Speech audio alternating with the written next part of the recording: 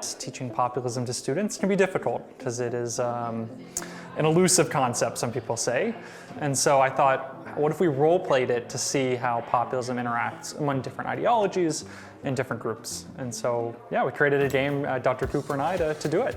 I think I've learned most obviously the difference between like what inclusive and exclusive populism can look like and how it works kind of in society. I also found it kind of interesting because I've learned how broad the political spectrum can look based on just some key identifying features. It's a really good interactive way to teach and learn how populism manifests in society.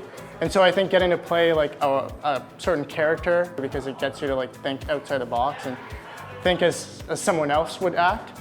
This is the second time we played it. The first time we played it, they ran with it. And they embody different elements of populism that we've seen in scholarship, but we've not been able to effectively communicate in class.